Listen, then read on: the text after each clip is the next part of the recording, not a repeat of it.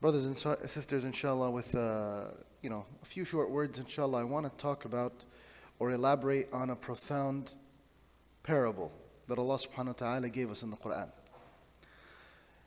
In Surah Al-Zumar, ayah 29, Allah subhanahu wa ta'ala said, ضَرَبَ اللَّهُ مَثَلًا رَجُلًا. Allah gave an example of a man. فِيهِ شُرَكَاءُ مُتَشَاكِسُونَ. That has a slave, a man, رَجُلًا فِيهِ شُرَكَاءُ مُتَشَاكِسُونَ. So this man is a slave, and this slave has two owners that are conflicted amongst each other. They can't seem to agree on anything. وَرَجُلًا سَلَمًا لِرَجُلٍ. And another slave that only works for one. هَلْ يَسْتَوُونَ الْحَمْدُ لِلَّهِ بَلْ أَكْثَرُهُمْ لَا يَعْلَمُونَ. هَلْ يَسْتَوِيَانِ مَثَلًا الْحَمْدُ لِلَّهِ بَلْ أَكْثَرُهُمْ لَا يَعْلَمُونَ. Do they equate at all or in any way?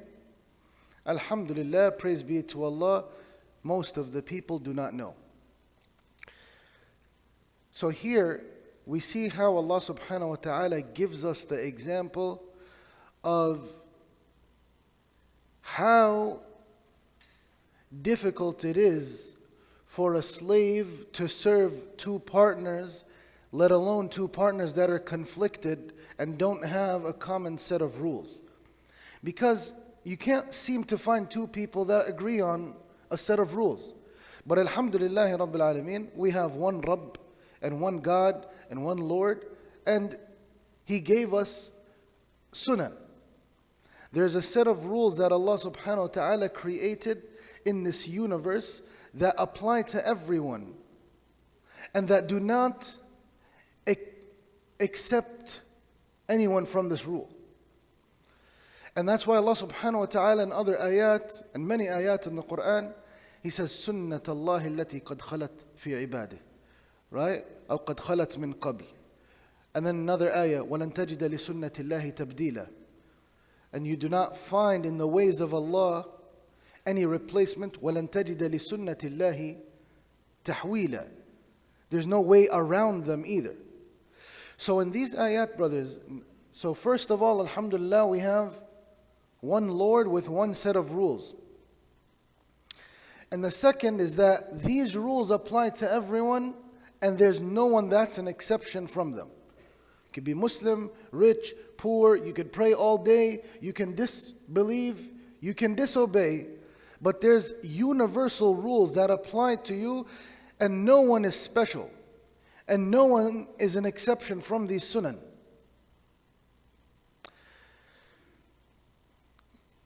Imagine working in a job with an employer, and this employer is this manager is very sporadic in nature. One day is angry, one day has this mood, the next day has that mood. He promotes this person, and there's absolutely no reason why this person is promoted. You don't understand why this person's promoted, and this person's demoted, and that person's fired, and this person's done it, and you're not getting a raise, although someone who does much less work than you gets a raise, and it just doesn't make any sense.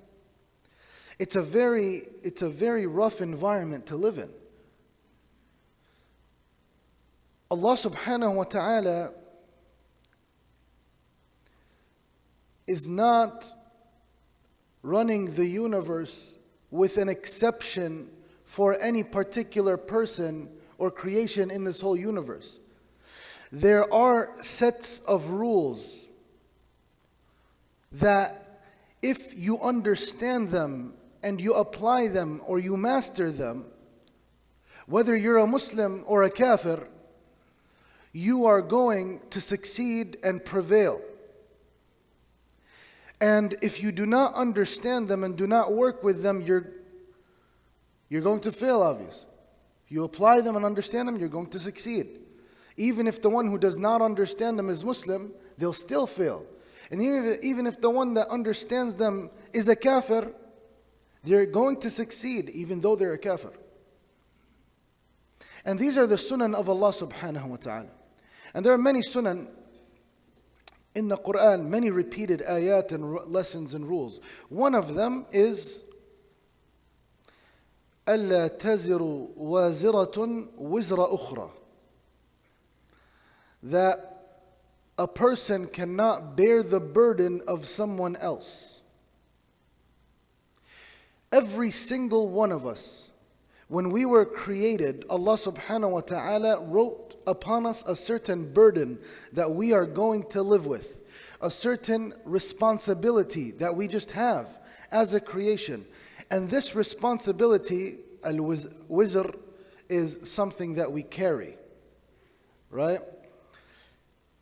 We cannot, what Allah is telling us in this ayah that is repeated many times in the Quran, it's one of the rules of the Quran, that it's consistent. No one can take this burden off and put it on someone else. You have to carry it. Allah created you with the ability to and the choice, whether to take it upon yourself or to not, whether to walk with it or to stay stagnant. Responsibility and accountability is the main theme of this verse. And brothers and sisters, you know, we sometimes we feel like this burden is a little bit too much. We have a lot of things that we need to do, required from us in life, responsibilities, children, job, work, bills, this, that. Sometimes we can feel overwhelmed. But the reality is that Allah subhanahu wa ta'ala's sunnah dictated that this is your responsibility. And this is the burden that you would and should carry and are capable of carrying. And the difference is the one who takes responsibility and accountability and follows the path of Adam alayhi salam, and the one who does not take responsibility and accountability and follows the path of Iblis. Adam alayhi salam, when he sinned, when he ate from the tree, what did he say? He said, رَبَّنَا ظَلَمْنَا أَنفُسَنَا وَإِن لَمْ تَغْفِرْ لَنَا وَتَرْحَمْنَا لَنَكُونَنَّ مِنَ الْخَاسِرِينَ. Ya Allah, I wronged myself, or him and Hawa said, we wronged ourselves, right? And if you do not forgive us, then we'll be amongst the losers. So he automatically took accountability. As for Iblis, he didn't want to carry this burden. He rejected it. He denied it.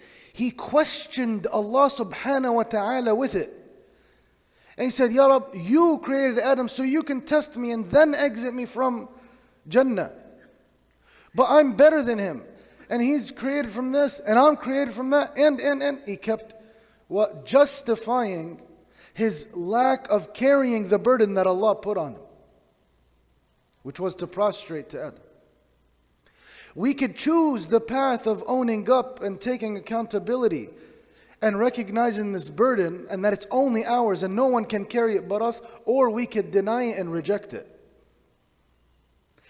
And subhanallah, wallahi, one striking ayah, one ayah that every time I pass by it, it's really shocking, wallahi. Because in that ayah, Allah is telling us that the last person to stand up and give a khutbah to us people on the Day of Judgment, the last khutbah. You know, we stand up, we listen to khutbah. The last khutbah is not going to be by a prophet or a messenger or by any one of us humans. Said, وَقَالَ الشَّيْطَانُ لَمَّا قُضِيَ الْأَمْرِ. And Shaitan said, when everything ended, خلاص, the matters were wrapped and sealed, and whoever's going to Jannah is Jannah, whoever's going to Nar is going to Nar. When all of that happened, Shaitan stands up and gives a sermon to everyone.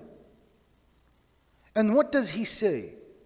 إِنَّ اللَّهَ وَعَدَكُمْ وَعْدَ الْحَقِّ وَوَعَدْتُكُمْ فَأَخْلَفْتُكُمْ. Allah promised you, and I promised you. And I did not fulfill my promise. وَمَا كَانَ لِي عَلَيْكُمْ مِنْ سُلْطَانٍ. And I had no control over you.